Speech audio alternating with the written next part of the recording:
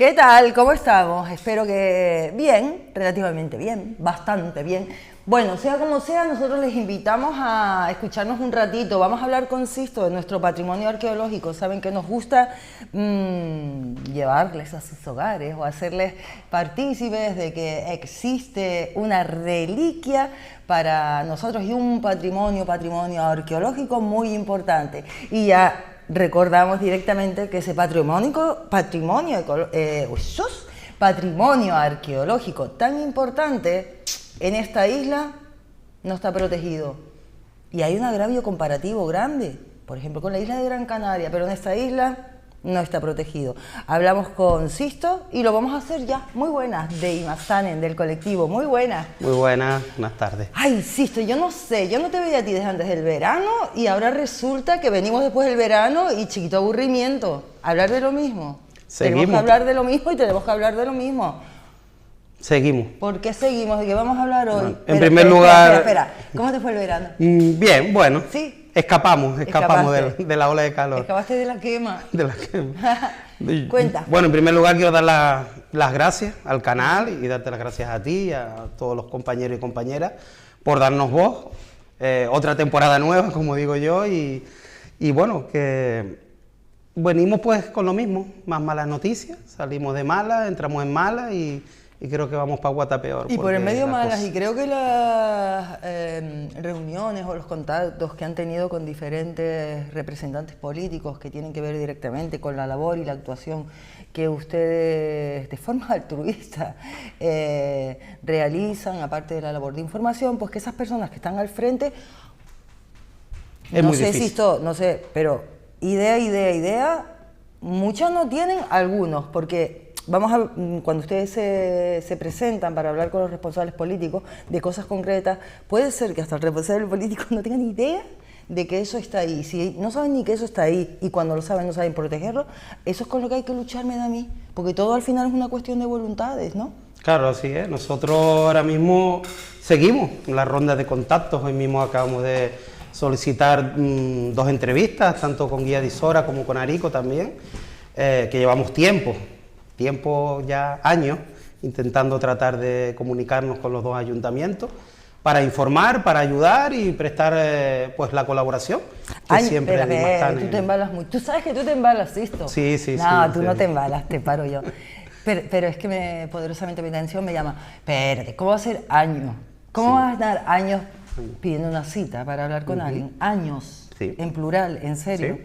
¿Y qué impedimento? ¿Pasan de ustedes o qué? Ahora mismo, por ejemplo, en Guía de Isora llevamos aproximadamente cerca de 1 año y medio intentando tratar con el concejal de Patrimonio, que hemos intentado, pues, incluso por varios vecinos, y siempre se nos aplaza después de la fiesta. Pero claro, vivimos en un país de fiesta en fiesta, entonces eso de ese después de la fiesta se ha pasado pues prácticamente casi 1 año y medio. Entonces lo que hemos hecho es hoy hacer un registro de entrada para ver si en un plazo de 3 meses se nos puede atender y si no, pues tendremos que acudir a la diputada del Común para que intermedie, porque nosotros lo que queremos es informar, ¿no? De hecho, hace 2 días nos han publicado pues un desastre para el patrimonio incalculable en lo que es Guía de Isora, que ahora hablaremos del tema también. Vale, hablamos de Guía de Isora en un momentito, ahora vamos a empezar con otro que también empieza por G, que no es Guimar, sino Guimar. En Guimar, nos vamos a Guimar, también, ¿no? Tristemente, y vamos a empezar ahí, venga. ¿Qué pasa en Guimar, Sisto? Pues Guimar era como el libro aquel, ¿no? Crónicas de una muerte anunciada, ¿no? Veníamos ya desde hace meses o de principio de año anunciando que la posibilidad de daño a una estación de grabados rupestres que se encontraba en un lugar sensible. Nosotros llamamos un lugar sensible, por ejemplo, al que está al lado de una pista agrícola, ¿no?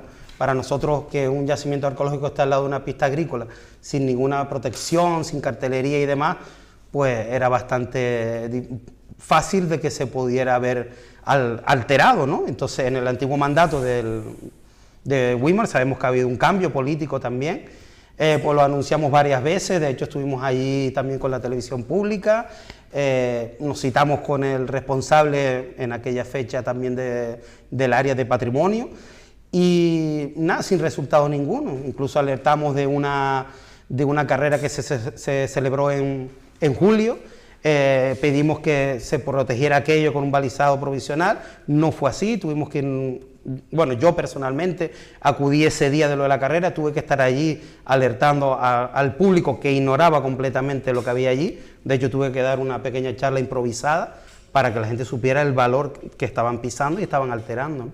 Pero después de eso seguimos denunciando hasta que llegó pues esta consecuencia, ¿no? Que el grabado, uno de los grabados ha sido afectado.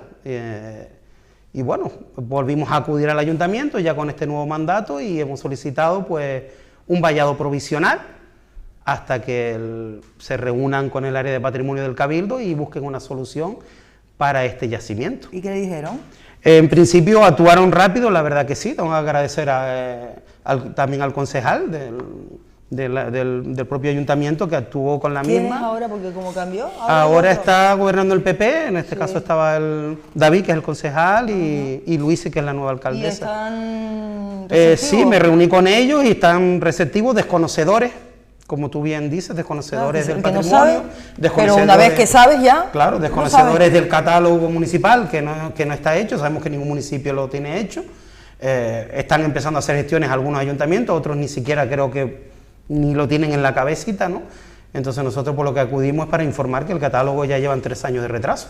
Nos parece muchísimo, ¿no? Porque hay un dinero que se ha empleado para eso, que se ha destinado para eso. Exactamente, el Cabildo, que es lo que ha pasado ahora mismo también en lo que es Guía de Isora, ¿no?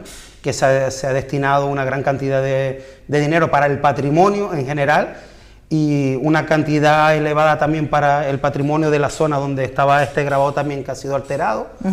Y sin ningún resultado. O sea, el patrimonio indígena, por lo que estamos viendo, es lo último o no se piensa directamente en él.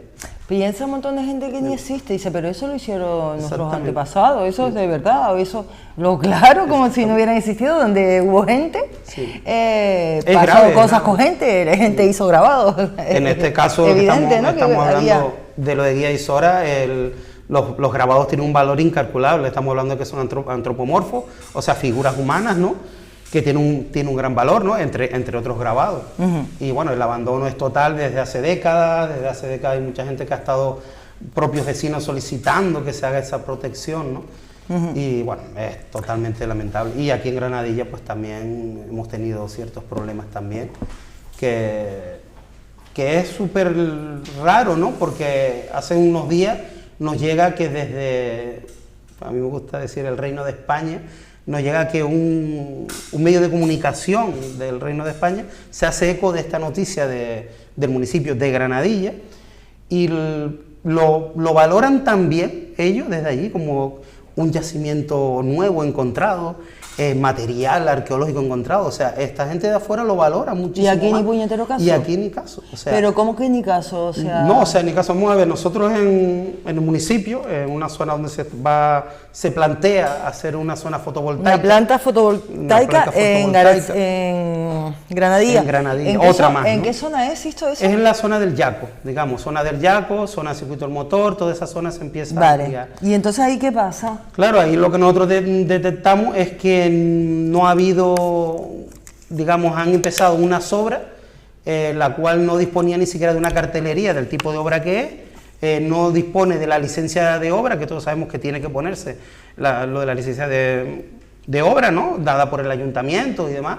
Y claro, nosotros viendo que carecía totalmente de todo eso, pues nos acercamos al lugar, alertado también por los vecinos, y sabíamos que en esa área concretamente había una era y una estructura de una vivienda bastante degradada, pero que bueno, que tenía unos valores patrimoniales que así se reflejaba en la carta del municipio y fueron totalmente arrasados, ¿no?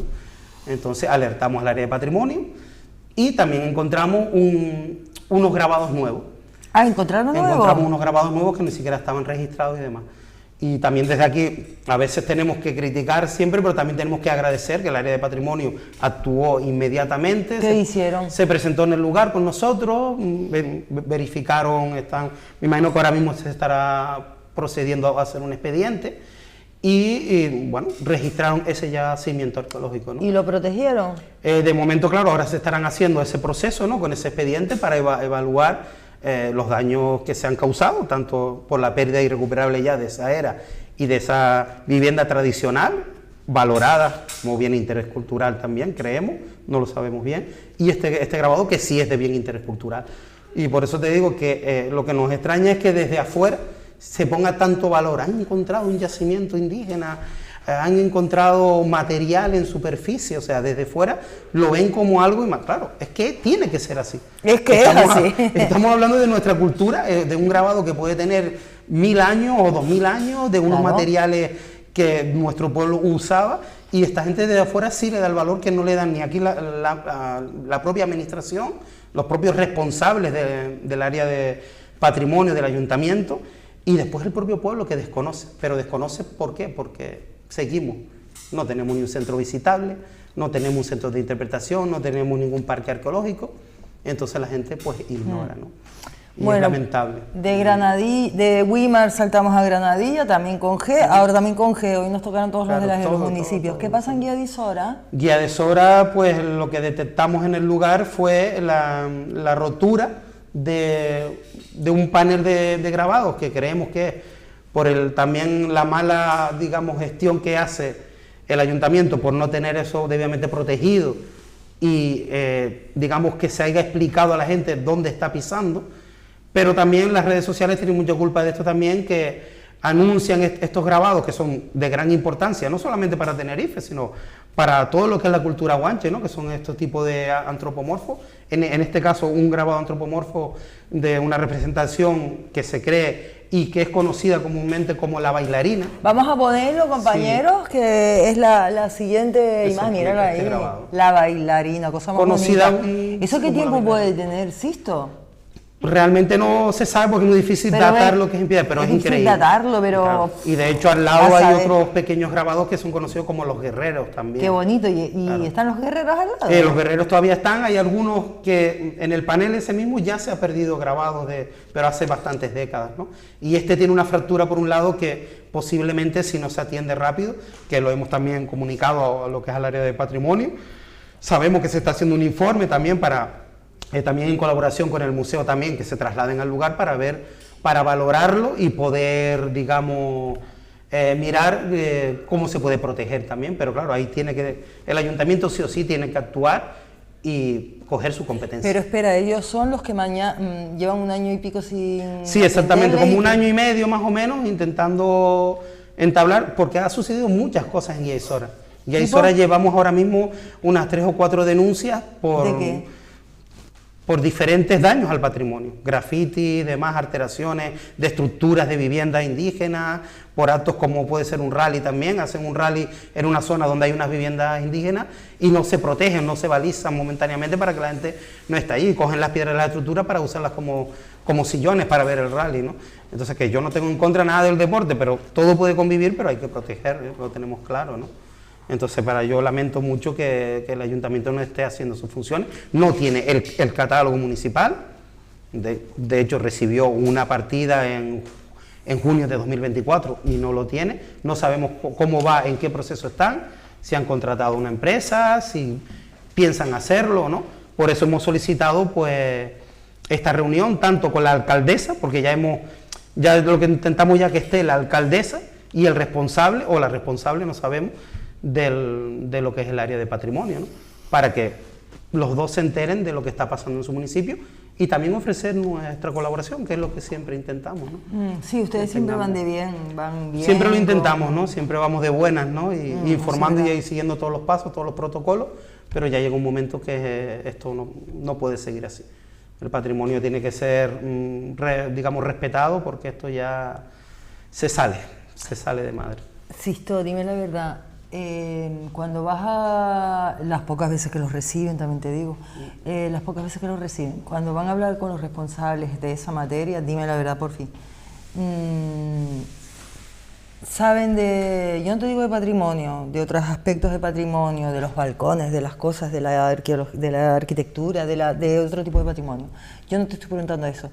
¿De esto saben? No. Ellos saben que existe algo, por lo menos dime que existe algo, pero no saben en su municipio ni que existe, ni que hay, ni que nada. O sea, es desconocimiento absoluto. Totalmente. ¿Y en administraciones un poquito más altas que los ayuntamientos? ¿En Cabildo, por ejemplo? Claro, pero es que en este caso no estamos buscando responsables en No, un área o en pero otro. yo quiero Pero saber el sí. nivel de información que ellos tienen para poder protegerlo, como si lo saben o no, pues si no tendrán que ser esferas más altas las que actúen directamente sobre esferas sobre los ayuntamientos, ¿no? Hombre, Digo yo. es que hay una cosa Tiene que pasar eso. Es que hay una cosa bastante curiosa, ¿no? O sea, ahora mismo las competencias de la protección, de la custodia, de los catálogos pertenecen a los ayuntamientos, ¿no? Sí. Los ayuntamientos, pues, a veces alegan que no tienen el personal, que no tienen presupuesto para eso, que ya sabemos que se les ha dotado desde hace más de un año, pero también lo que vemos es que como, por ejemplo, el municipio de Arona y Adeje cogen toda la competencia de todo, ¿Sí? de todo, porque ahora mismo Adeje sabemos que tiene la competencia de todo. Son capaces de traslocar una planta protegida por el gobierno de Canarias, son capaces de trasladar un yacimiento arqueológico, porque sí asumen su competencia por sus intereses. Y los demás ayuntamientos, no, es que eso no es competencia mía, no, es que yo no tengo recursos, no, es que yo no tengo técnico. Entonces, como dos municipios, claro, sabemos que dos municipios son Arona y Adeje, que les interesa por el tema turístico, ¿no? Sobre todo, ¿no? Entonces, ¿por qué los ayuntamientos no asumen sus competencias? Las tienen por ley y pueden asumir eso, ¿no? Y lo que estamos viendo es que, aparte, hay un desconocimiento muy grande. Hay un desconocimiento muy grande porque nosotros, cuando informamos, a veces se quedan sorprendidos y solamente yo siempre les digo, artículo 20, artículo 17, que es donde sale su competencia, léanselo y actúen sobre él. No hay que inventarse más nada. Pero sí estamos teniendo muchos problemas, muchos problemas. En Arico, por ejemplo, llevamos 3 años esperando que se nos atienda. Incluso delante de la antigua... Ay, espérate, Narico, el otro día, la semana pasada, entrevisté a 2 vecinos de la Asociación de Vecinos de Las Heras y llevan también esperando para que el ayuntamiento, a una asociación de vecinos que tiene un montón de problemas, de quejas, de cosas, de asfaltado, de tuberías, de tal, no los han recibido en un año y pico, pero es una asociación de vecinos del barrio y tampoco los han recibido. ¿Y a ustedes 3 años? 3 años. De hecho, yo me he presentado allí, no estaba el responsable del área, pero hablé con el de medio ambiente, me registró allí en su agenda, que nos iban a atender, con la propia, digamos, concejala en el antiguo mandato, en su propia agenda delante de mí. Ay, sí, disculpa que no hemos podido, porque estábamos liados, y absolutamente nada, alguna llamada no hemos presentado, pues bueno, al final, registro de entrada, y a ver si nos atienden, y si no, pues acudiremos a la diputada del Común para que ella intermedie. Muy bien, pues como dice el otro, vaya ustedes diciéndonos lo que pase por ahí. Seguimos. Pues nada, Sisto, yo qué te digo, la próxima vez a ver si tenemos buenas noticias. Hombre, la buena noticia, la buena noticia es que seguimos con el proyecto educativo, que la verdad que tiene buena, ya hemos hecho uno ya, mañana precisamente voy a otro también, a un instituto a dar una charla, y los profesores sí tienen esa conciencia y quieren que los alumnos y alumnas pues sepan un poquito más de la historia del pueblo guanche, ¿no? Es que esa es la idea, formar, crear canterita y hacer que la gente se entere de que eso existe, y la única manera es con el trabajo encomiable, inagotable que ustedes están haciendo. La verdad que al final hablamos del colectivo Mazanén y al final saben que detrás de colectivos, asociaciones, lo que sea, hay personas trabajando mogollón, generalmente dejándose la piel, dejando tiempo, dejando dinero, dejando de todo. Y es por un bien común, por el bien de todos. Así que, Sisto, saludos a todos los del colectivo y nada, hasta otro día pues. Seguimos, muchas gracias. Venga, muchísimas gracias, hasta otro día pues.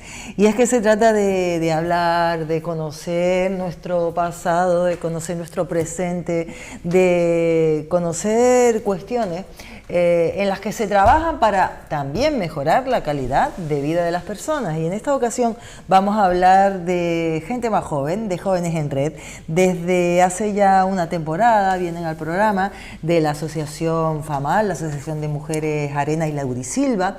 Una vez al mes hablamos de un montón de cosas y hemos hablado de tantas y con tantas trabajadoras de FAMAL. Desde aquí les envío un beso muy fuerte a todos, que creemos que es súper importante y que no debemos descolgarnos de estar al tanto de lo que hacen ellas en la federación, que es una federación de asociación de mujeres que tiene un ámbito operativo pues mucho más allá del ámbito insular o regional, ¿no? Entonces, dentro de todas las actividades que hace FAMAL hay un proyecto súper bonito que se llama Jóvenes en Red. Es una iniciativa que pretende pues sensibilizar a la gente joven de una cosa que es que tenemos que hablar y tenemos que escuchar, que es la violencia digital y sexual, que saben que a través de las redes sociales y las plataformas digitales se pueden y de hecho se dan. Entonces,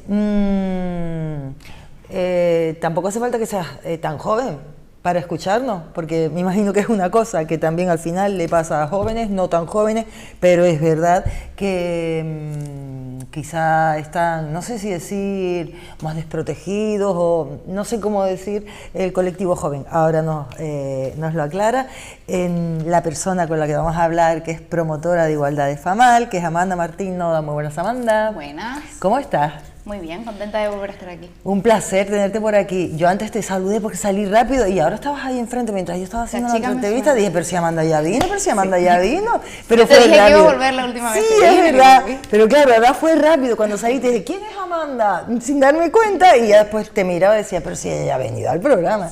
¿Cómo estás? ¿Todo bien? Muy bien, contenta de estar aquí. Un placer tenerte por aquí. Aprovechar para hablar de todos los proyectitos. Mira, qué proyecto más guapo, ¿no? Jóvenes en Red y el tema al que va dirigido tan necesario, ¿no? ¿En qué consiste exactamente? Amanda, cuéntame. Pues mira, el proyecto tiene varias líneas. La principal y la más grande y la que más alcance tenemos, por así decirlo, es la sensibilización. Vale. Trabajamos con personas a partir de 14 años, que yo los dividiría en 3 grupos. Por un lado, pues donde más nos movemos en institutos o programas incluso de formación para personas adultas. Este sería como, por así decirlo, donde más nos solicitan este tipo de formaciones.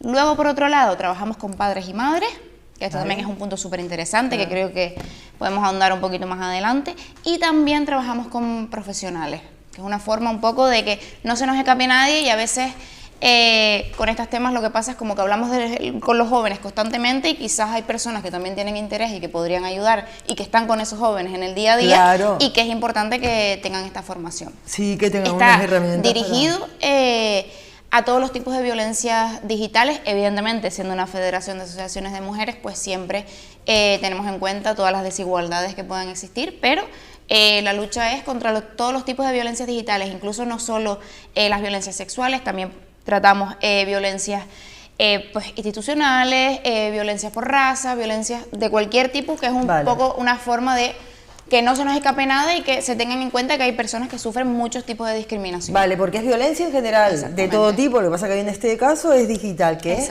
yo creo que, dime tú, Amanda, que es, al basarse muchas veces en el anonimato, el tema digital y la violencia digital, ¿no? Porque te puedes echar mano del anonimato y entonces es una bola que es un daño tremendo y es complicado, ¿no?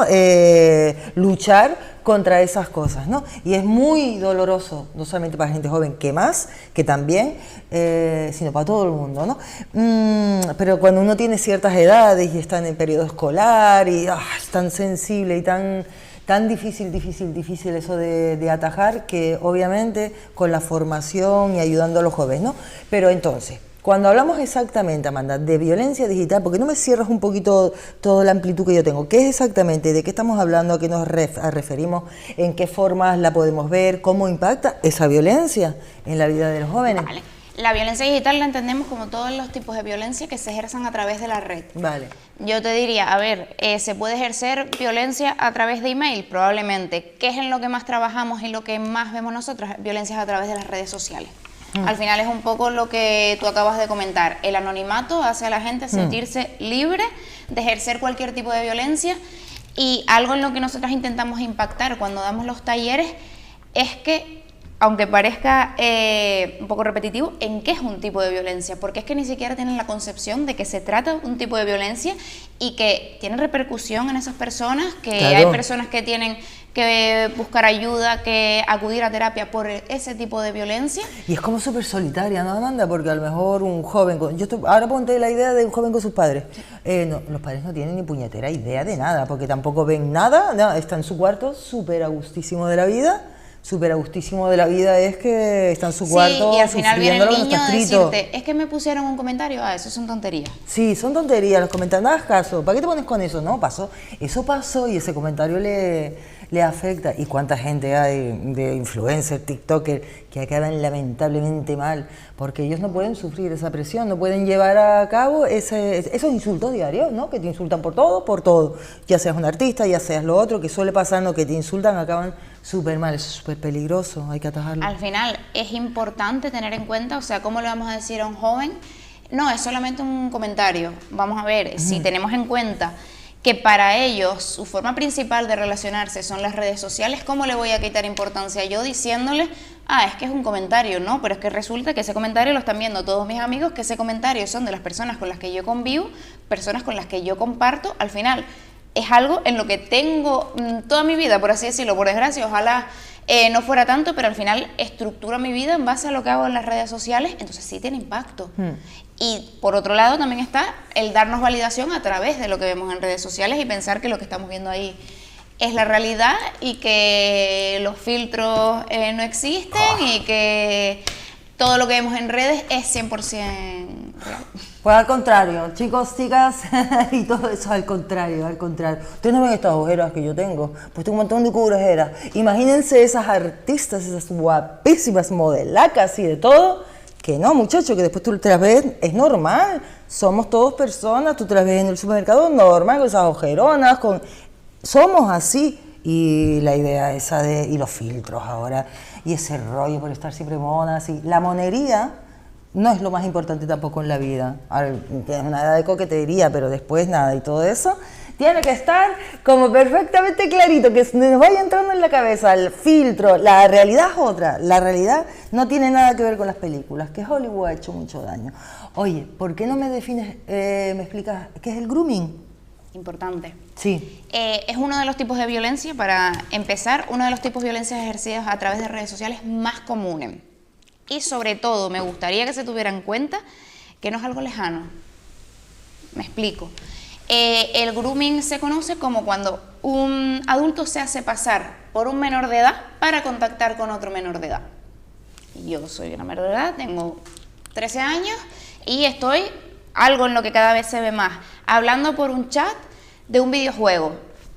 Y de repente me encuentro con que la persona con la que estoy charlando, pues quiere quedar conmigo, me quiere conocer. Sí. ¿Qué es lo que me pasa cuando quedo con esta persona? Que esta persona podría ser mi padre, mi abuelo, mi madre, mi abuela, mi bisabuela. Pero los notas van y todo, o sea, quedan, o sea... Sí.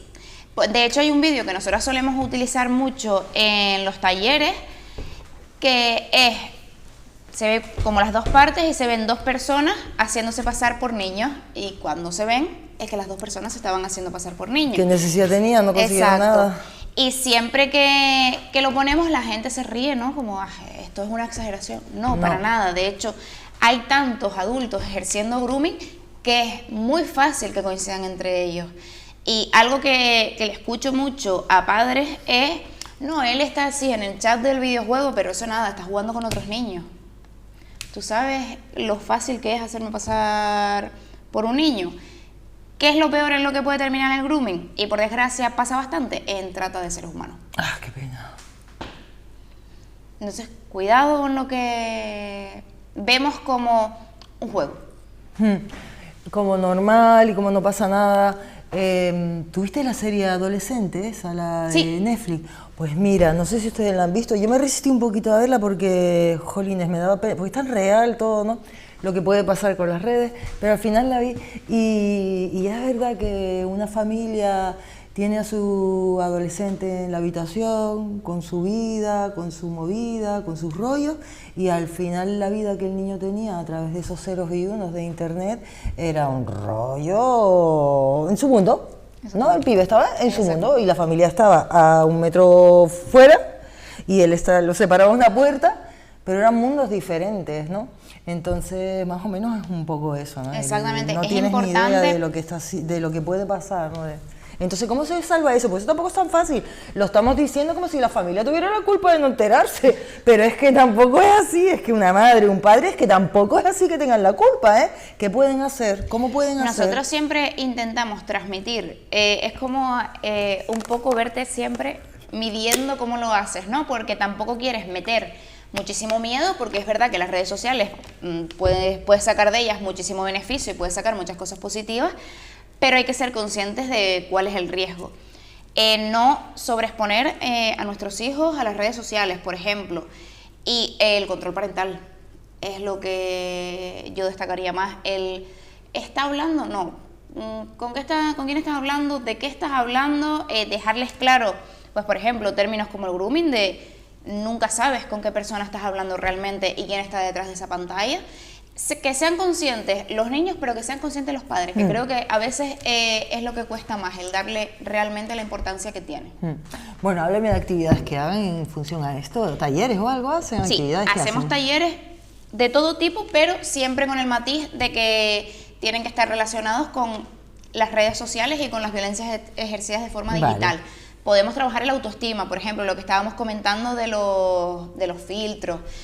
Trabajamos también abuso sexual a través de las redes sociales, cómo evitar, cómo prevenir, cómo actuar, lo que te decía, todo relacionado con redes sociales. Nos movemos por toda Canarias, es decir, no estamos solo en Tenerife, nos movemos por toda Canarias. Juraría que a día de hoy ya llevamos, no estoy segura si 3 o 4 islas ya en el año, todavía nos quedan muchos talleres por cerrar.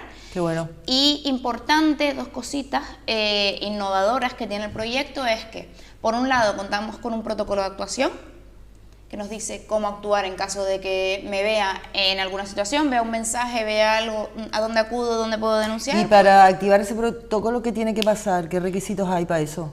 Realmente nosotros lo que entregamos es cómo actuar, porque nosotros no podemos activar el protocolo, pero nos pasaba que nos llegaban tantas solicitudes y que para queríamos... ¿eso qué tiene que pasar? ¿Cómo, contactar con nosotros de contactar cualquier vía, sí. Y punto. Contactan con usted en la página web, FAMAL, pueden poner FAMAL, Federación de Asociación de Mujeres, Arena y Laura y Silva, con que pongan FAMAL, ahí le dan el. Eran 2 cosas, me estabas diciendo eso. Y la otra es que tenemos un buzón de denuncias. Vale. Este buzón es de forma completamente anónima. Es verdad que tienes la opción de elegir, en caso de que no lo quieras, que no sea anónimo, pero principalmente se usa de esta forma. Y nosotras a través de nuestras redes sociales le damos respuesta a esas solicitudes, porque es verdad que muchas veces llegan solicitudes, pero es que me da vergüenza decirlo, pero es que no quiero que quede registro como de que te estoy preguntando esto.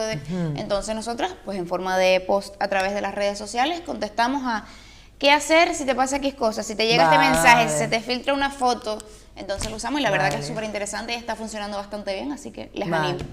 Amanda, ya casi para hablar, para decir algo también bastante práctico, ¿y qué señales de alerta puede tener? Podemos tener que puedan indicar que un menor está sufriendo ese tipo de violencia digital, que nos podamos coscar de que la cosa no puede ir los tiros por ahí. ¿Qué señales pueden ser de alerta? Una de las más comunes, que parece súper sencilla, pero a veces no se tiene en cuenta, es la excesiva ansiedad por estar al teléfono y por estar constantemente actualizando redes sociales, actualizando qué está pasando, pues ya después lo típico, que puede ser aislarse, que puede ser que pues mi niño o mi niña antes me contaba muchas cosas y ahora resulta que no me cuenta. Yo por eso, desde el proyecto, lo que intentamos hacer es incidir sobre todo en la prevención, porque es verdad que la actuación es más compleja, sí se puede hacer, pero es más compleja. Entonces intentar prevenir lo que te comentaba, pues ese control parental, ese con quién hablas, sabes que puedes estar hablando con cualquier persona, no subas fotos de este tipo, no hagas esto, para intentar prevenirlo. Muy bien, pues Amanda, así vamos a finalizar, les remitimos a su página web, ¿vale? De FAMAL, y nada, donde hay 2 hay 3, vendrás una tercera. Por supuesto. Muchísimas gracias, Amanda. Un saludo a todas las colaboradoras y a todas las trabajadoras de la asociación desde aquí. Vamos a hablar con otras cositas, vamos con un ecominuto, a ver si entre todos conseguimos concienciarnos, porque al fin y al cabo, la naturaleza, las plantas, los árboles y cómo nosotros nos comportemos es lo que nos va a dar de comer y también de respirar, así que tenemos ya sí o sí que concienciarnos de que tenemos que proteger.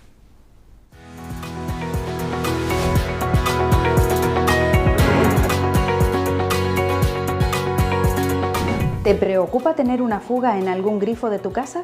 Aquí hay un truco muy sencillo para comprobarlo. Por la noche, coloca un pedazo de papel higiénico en el lavabo. Al despertar, si el papel está mojado, es posible que haya alguna fuga. Teniendo en cuenta que una pequeña gotera de grifo puede causar la pérdida de 6 litros de agua al día, imagina lo que esto significa en gasto mensual y anual. Cada gota cuenta y al evitar las fugas estamos preservando un recurso natural escaso y valioso, el agua. Reducir el desperdicio de este recurso es esencial para un futuro sostenible. Así que no dudes en probar este truco y hacer las reparaciones necesarias si detectas alguna fuga. Pequeñas acciones pueden marcar la diferencia en tus finanzas y nuestro planeta. Cuidemos juntos el agua y nuestro entorno. Y ahora vamos a hablar de nuestro pasado, porque para querer, para respetar, hay que saber nuestras cositas pasadas, saber cómo sucedieron las cosas de la historia. Y nosotros en nuestra isla, pues sí, tenemos idea de un montón de cosas que sucedieron así a nivel global, pero luego hay otros detalles, que no son tan detalles, que son historias grandes, que desconocemos y que son tan importantes. Y en la temporada pasada estuvimos hablando de un montón de cosas que tenían que ver con nuestra cultura, con nuestra historia, con nuestro patrimonio. Hablábamos del muelle de los cristianos, hablamos de pueblos, hablamos de nombres, hablamos de un montón de cosas. ¿Con quién lo hicimos? Con la persona que vamos a saludar ahora, agradeciéndole de antemano que esté nuevamente con nosotros, que es Nelson Díaz Frías. Muy buenas, Nelson. Hola, buenas tardes. Ay, qué bueno que estés aquí. Mira, ¿cómo te fue el veranito? Muy bien, tranquilo, Bien. relajado, muy bien, descansando. Genial. Yo decía que eran cosas, detalles y tal, pero en realidad no nos cuentas detalles, en realidad nos has hablado de cada historión de Tenerife y de Canarias, cosas que, no sé, tú eres historiador, investigador, pero no son como conocidas, sino es por gente como tú que las recoge, que las intenta divulgar y tal, ¿no? Porque son tan ricas y tan variadas, Nelson. Sí, unas son a lo mejor un poco conocidas, otras Algunas mucho menos, no. algunas pues eran completamente inéditas, como la esclava Rosalía Gómez, hasta que yo la descubrí por casualidad, su existencia, la última esclava de Tenerife y posiblemente de España. ¿Qué tiene un libro? Sí, y hoy, aprovechando que estamos tan cerca del Día de la Hispanidad, el 12 de octubre, pues he pensado en hablar un poco de las relaciones entre el sur de Tenerife, que es la zona de la que yo soy y sobre la que investigo, y Canarias. Pues todos sabemos que el 12 de octubre no solamente es el Día Nacional de España, el Día de la Virgen del Pilar, sino también el Día de la Hispanidad. O sea, ese conjunto de naciones que surgieron como consecuencia del descubrimiento, conquista y evangelización de América por parte de España, ¿no? Y muchas veces nos olvidamos, aunque todos sabemos que Cristóbal Colón en el viaje del descubrimiento salió de La Gomera, del puerto de San Sebastián de La Gomera, y pasó por estas aguas del sur de Tenerife. De hecho, en su diario, Cristóbal Colón deja escrito que cuando pasó por el sur de Tenerife en el viaje del descubrimiento había una erupción volcánica en Tenerife. ¡Qué fuerte! Sí. Recordemos que en ese momento Tenerife estaba todavía en poder de los guanches. Sí.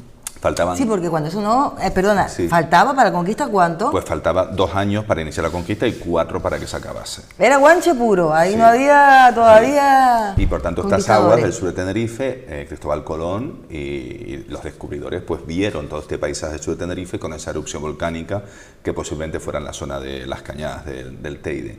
Y recordemos que... Vamos, que no es una cuestión baladí, o sea, el descubrimiento de América posiblemente sea uno de los hechos más importantes, si no el más, de la historia de la humanidad de los últimos 1000 años o incluso más, porque por primera vez se va a producir la globalización, es decir, el continente americano estaba completamente aislado del resto del mundo.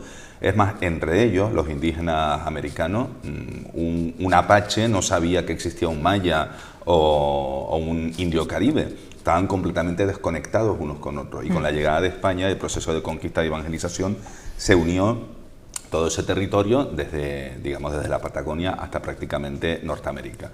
Y los canarios, y también los del sur de Tenerife, los canarios del sur de Tenerife, pues han dejado una estela importantísima, ¿no?, en ese proceso de globalización, de conquista, de colonización del nuevo mundo, y participando, como digo, en un hito histórico que ha cambiado la historia de la humanidad. Pensemos que España trajo a América pues la rueda, que se desconoció en América, los bueyes, los caballos. Se pasó de que los indígenas americanos, al no conocer el arado, tuvieran que sembrar una parcela en 40 días a sembrarla en un día, gracias a los bueyes traídos por los españoles.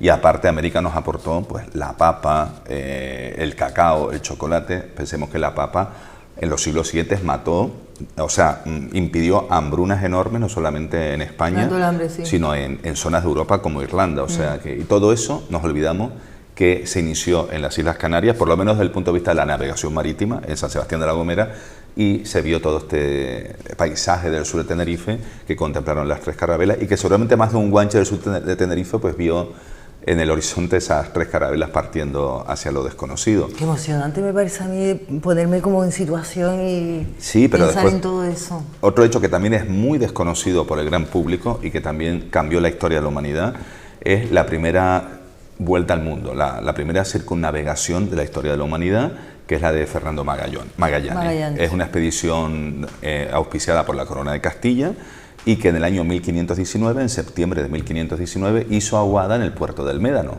que entonces se llamaba Montaña Roja, lo que hoy es el municipio de Granadilla de Abona. Estuvieron 2 días e incluso hay referencias de que guanches pastores, que estaban en ese momento se unieron a la expedición. ¿Sí? Sí, según las crónicas de la época, algunos pastores guanches aburridos que estaban allí vieron a aquellos señores en aquella aventura y decidieron unirse.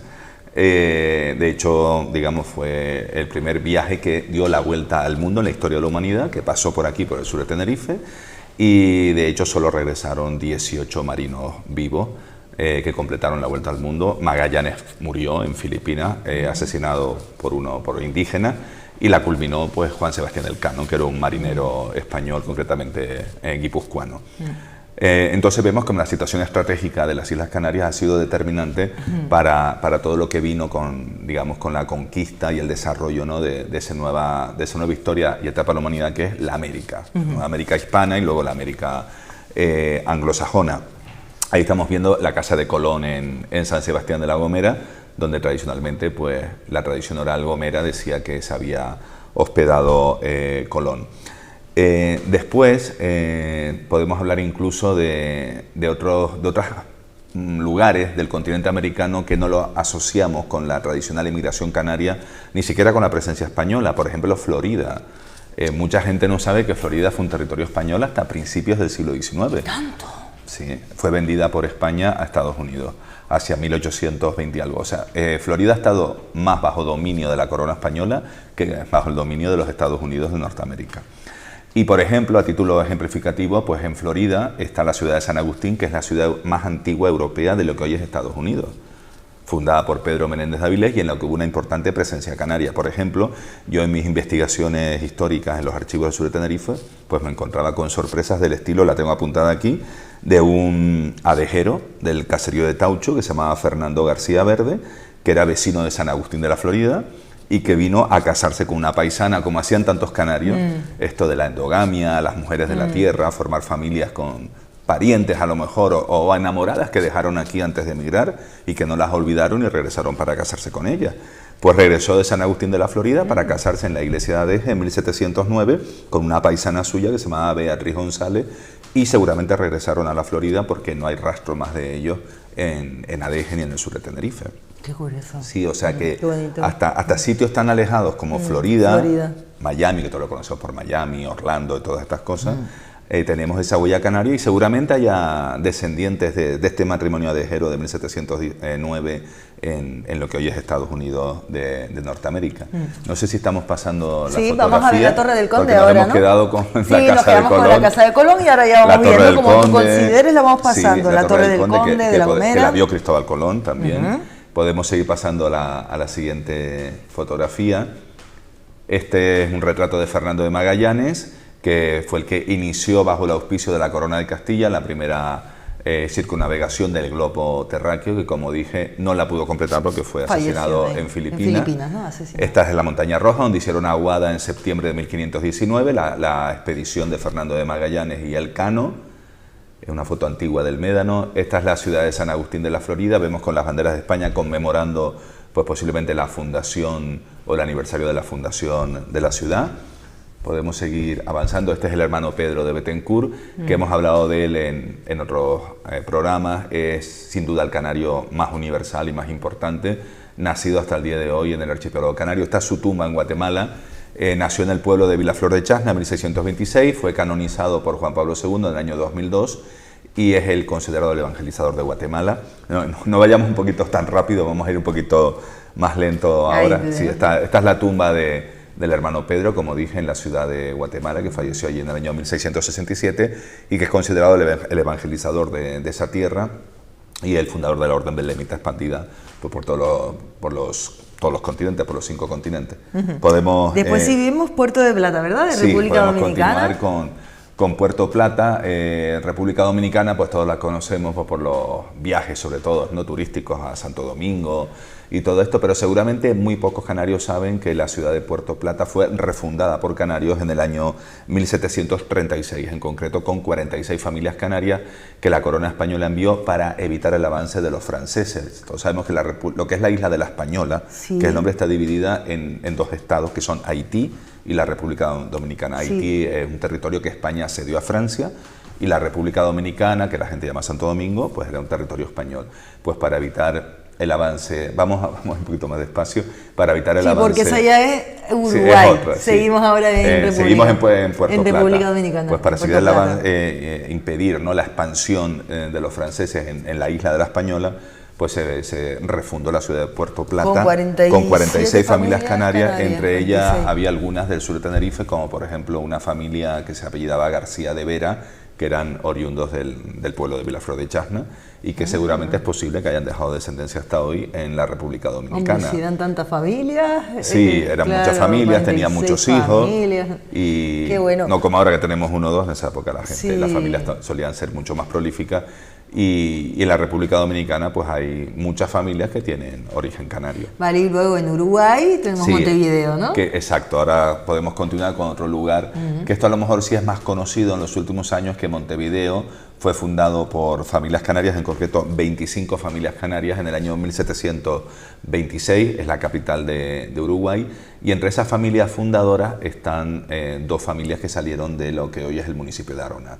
Eran 2 hermanos llamados Tomás y José de la Sierra, con sus respectivas esposas y sus hijos.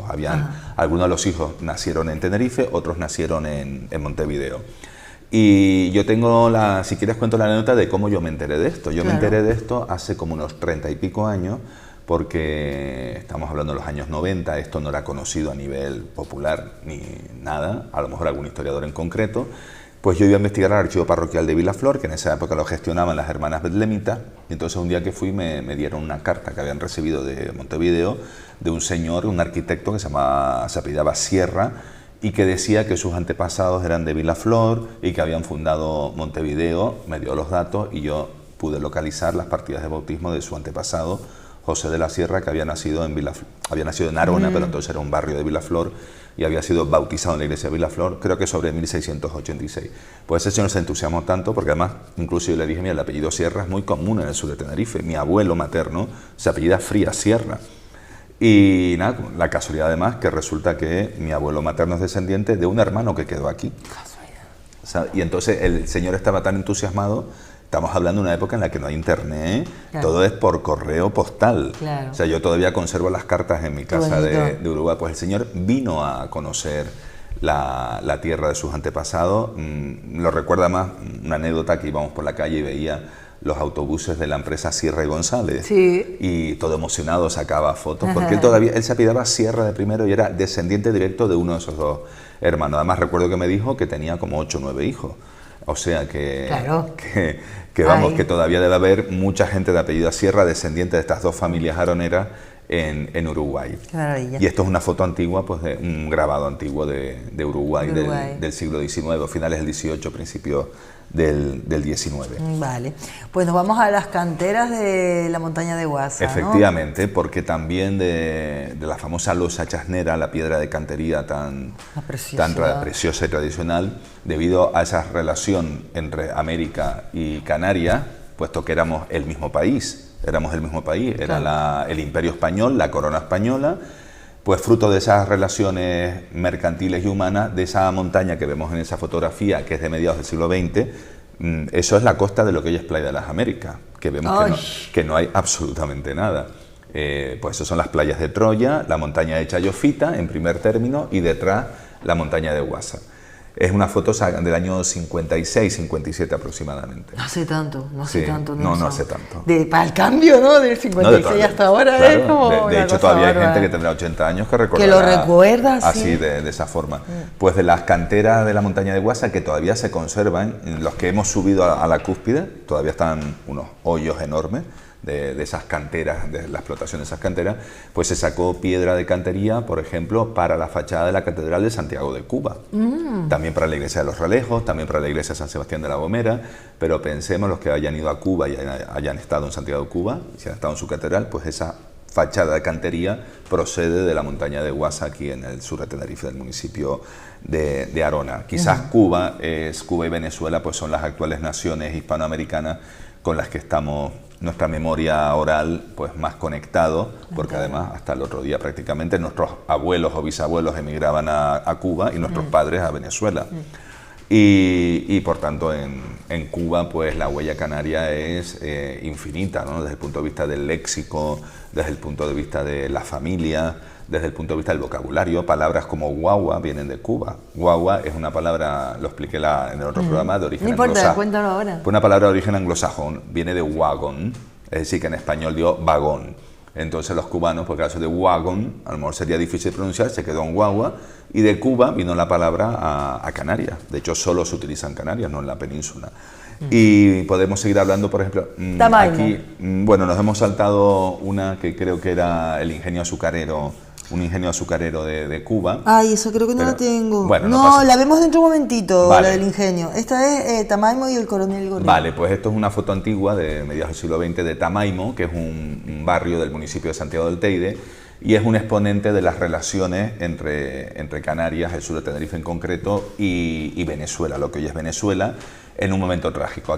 Aquí nació uno de los personajes más interesantes y más importantes del sur de Tenerife y a la vez desconocido, que es el coronel Salvador Gorrín Forte, que sí es verdad que en Tamaimo hay una avenida que se llama Coronel Gorrín, pero fuera de Tamaimo yo creo que mucha gente no conoce. ¿Y por qué era tan importante? Pues era un coronel español, natural de Tamaimo, que estaba en Venezuela, que entonces no era Venezuela, era el Imperio Español, y en el momento de las guerras de independencia con Simón Bolívar formó parte del ejército realista, es decir, los que eran partidarios del rey de España y de seguir unidos a España en contra de los independentistas como Simón Bolívar, y era un personaje de una fortaleza extraordinaria, parece que era una especie de Hércules. ¿Sí? Sí, bueno, se cuenta, participó en la batalla de Carabobo, sobrevivió, fue condecorado y ascendido por esas heroicidades que hizo defendiendo, ¿no?, a la monarquía española en el ejército realista, y regresó a Tamaimo. Esto es la batalla de Carabobo, en la que participó Salvador Gorrín, el coronel Gorrín. Y entonces regresó a Tamaimo. Regresó a Tamaimo, se casó, tuvo una hija, lo que pasa es que la hija falleció, su única hija falleció niña, pero bueno, sus parientes son todos los que se apellidan Gorrín todavía, que es un apellido muy común en la zona de Santiago del Teide y de Guiadisora. Esta es una casa de indiano, es la casa de mis antepasados, por cierto, de la familia Frías, ¿sí?, de Arona. Es la casa de Altavista en Arona que construyó pues un indiano, un clérigo del sur de Tenerife, natural de Adeje, llamado Diego García de Acevedo, que emigró a México, fue arcediano de la Catedral de Puebla en México durante muchos años, regresó a mediados del siglo XVIII al sur de Tenerife y construyó esta casa con toda la plata que trajo de Cuba. Y lógicamente él no tenía descendencia, se la dejó a sus sobrinas, de las cuales pues desciende toda la familia Frías del sur de Tenerife, y entre ellos pues yo mismo. Y de hecho parte de la casa todavía sigue siendo propiedad de parientes míos Frías. Es un ejemplo de esas haciendas construidas por los indianos cuando regresaban con dinero, claro, en este caso plata, de su aventura americana. Cosas bonitas. Y ahora sí vamos a ver el ingenio azucarero de Cuba. Sí, este es un ingenio azucarero de tantos como hay en Cuba, que hay que recordar que el azúcar fue llevado de Canarias al Caribe, que es una cosa que siempre se olvida. El azúcar primero llegó a Canarias y de Canarias se llevó al Caribe, lo que pasa que esa exportación produjo de rebote la ruina del cultivo azucarero en Canarias, porque las zafras en el Caribe eran más abundantes, más frecuentes y por tanto más lucrativas desde el punto de vista económico, y eso produjo... Pero se llevó de aquí, entonces. Sí, claro. Ah, amigo. Claro. Los españoles cuando conquistan Canarias establecieron varios ingenios de azúcar. Bueno, claro, el pueblo de Gran Canaria, que se llama Ingenio, exacto, pues viene de ahí. En Vilaflor hay un lugar que se llama el Llano del Ingenio. Claro, es verdad. Claro. Viene ahí del Llano del Ingenio en Vilaflor, porque la familia Soler a principios del siglo XVI estableció ahí un ingenio azucarero. Hubo otro en Adeje, en la Casa Fuerte, hasta el siglo XIX, hasta principios del siglo XIX.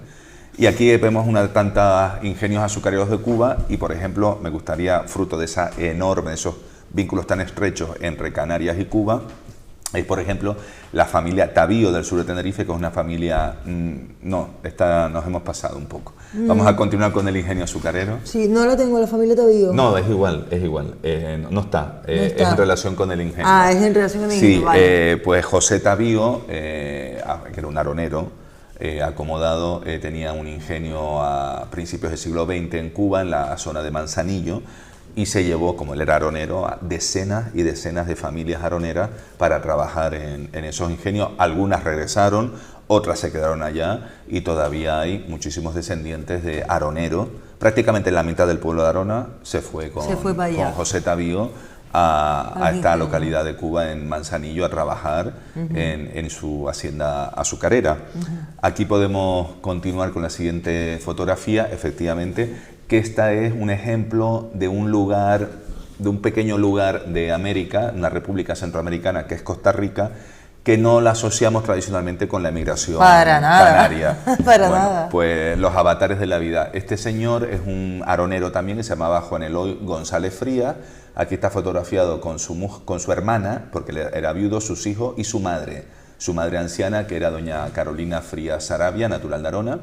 Este señor, bueno, protagonizó una aventura, se fue con un primo, emigró a Venezuela, casi los matan, al final acabaron en Costa Rica y se convirtió en un importante hacendado en una zona de Costa Rica que se llama Alajuela. Fue un gran benefactor del teatro de San José de Costa Rica, la capital de esa república centroamericana, que también está muy de moda también de vacaciones. Pues los canarios que vayan a Costa Rica, que sepan que también ahí hemos dejado nuestra huella, por cuanto sus descendientes a día de hoy pues forman parte de una de las familias más importantes de Costa Rica. Y ahí lo vemos fotografiado con su hermana soltera y su madre, a las cuales se trajo de Arona. Se trajo de Arona para allá y murieron todos allá. Y es un personaje pues reconocido en la sociedad costarricense. De hecho, murió casi con 100 años, en 1956, por ahí. Sí, una persona muy longeva, y escribió un libro muy interesante de su viaje de Arona a Costa Rica. Contó que a su padre, que era un aronero de apellido González Betancur, lo asesinaron en un duelo. O sea que todavía había duelos en el siglo XIX en Canarias. Los famosos duelos de pistola de toda la vida. Pues un duelo por cuestiones amorosas, lo asesinaron. Él se quedó joven con su madre viuda, su hermana, emigró a Venezuela para mejorar su vida y luego acabó en Costa Rica. Vale. Bien. Seguimos, vamos con la casa de José Medina. Sí, este es otro ejemplo de rico, exitoso indiano. Este señor era aronero también, se llamaba José Betancur Medina, es el bisabuelo de Juan Betancur Alfonso, el famoso médico y etnógrafo de San Miguel, autor de la historia del pueblo guanche. Pues su bisabuelo era un humilde aronero, campesino aronero, emigró a Cuba y a Venezuela, estuvo 17 años, vino muy rico a principios del siglo XIX y prácticamente se convirtió en el fundador del moderno pueblo de Arona. Construyó esta casona que se conserva todavía y es propiedad de sus descendientes, los Peña, en la plaza de la iglesia de Arona, y fue benefactor de la iglesia de Arona, alcalde del pueblo, una de las personas más importantes, dueño de la última esclava Rosalía Gómez, de la última esclava de Tenerife, posiblemente de España, y es un ejemplo de exitoso indiano del sur de Tenerife, que dio lugar a que sus descendientes formasen parte de la oligarquía del sur de Tenerife, como por ejemplo los Tavío, los Betancur, durante el siglo XIX y gran parte del siglo XX. Tienen su origen en la riqueza que este indiano humilde trajo a su Arona natal a principios del siglo XIX. Bueno, pues Canarios por el mundo, ahora es fácil, pero en esa época había que hacer un Canarios por el mundo. Hemos estado toda una aventura. En Cuba, en República, en Costa Rica, ahora vamos a... Puerto Rico. Estamos Costa Rica, ahora Puerto Rico. Puerto Rico, que además yo he estado en Puerto Rico y viví de primera mano, digamos, la huella canaria que existe todavía en esa isla. Pensemos que Puerto Rico, junto con Cuba, fueron los últimos territorios americanos que pertenecieron a España hasta el año 1898, es decir, hace pues 120 y pico años, en que Estados Unidos, en su expansión colonial, pues le formó una guerra a España y se quedó con Filipinas, con Cuba, Puerto Rico, Guam, que todavía es territorio de Estados Unidos. Y a pesar de ello, digamos, la huella, a pesar de los intentos, digamos, de destrucción cultural por parte del gobierno de Estados Unidos, que hizo en Puerto Rico, sobre todo a principios del siglo XX, permanecieron fieles a su herencia hispana y yo estuve invitado por la Sociedad de Genealogía de Puerto Rico en el 2006. Di una conferencia sobre la migración del sur de Tenerife a Puerto Rico en la Casa de España de San Juan de Puerto Rico, y luego en Atillo, una localidad del norte, que es la fotografía que vemos ahora mismo, que se llama Atillo, que prácticamente son todos descendientes de canarios, sobre todo de San Miguel de Abona. Sí, una emigración masiva, pero masiva de San Miguelero a lo largo de todo el siglo XIX. De hecho, yo llegué a conocer a gente de mi edad. En esa época yo tenía unos 30 y pico años, pues llegué a conocer a gente de 30 y pico años que jamás habían estado en Canarias y que no tenían otra sangre que la canaria. Todos sus padres, abuelos, bisabuelos, tatarabuelos, eran todos, sobre todo de San Miguel de Abona. Qué bonito. Muy bien, pues qué cosa más bonita este recorrido, ¿no? que hemos hecho por esa América, por esos lazos de Canarias con América, antes de la conquista, incluso antes de la conquista que Colón salió de aquí, pero el dato que nos diste de que fue previo a la conquista de Tenerife. Fabuloso. Pues nada, nos faltarán temas para hablar otro día. Yo no sé cómo los eliges, pero los eliges súper bien. Bueno, me acordé que acabamos de pasar el Día de la Hispanidad, que fue el domingo, y yo digo, bueno, pues un poco a remo de la actualidad. Qué bueno, ¿no? Pues sí, pues otro día otra cosa. Claro que sí. Oye, Nelson, muchísimas gracias, Gracias un placer. Está genial que nos... A mí me encanta aprender todos estos detalles y todas estas cosas. Muchísimas gracias, súper amable. Muchas gracias. Y todos ustedes también son súper amables. Nos vemos ya, si quieren, en directo el próximo miércoles en la tertulia política a las 8:30. Estamos también el jueves a las 8:30. Y si no, ya saben ustedes, en cualquier momentito que ustedes quieran ver algo, se van a internet y ahí también lo pueden ver. Muchas gracias. Chao.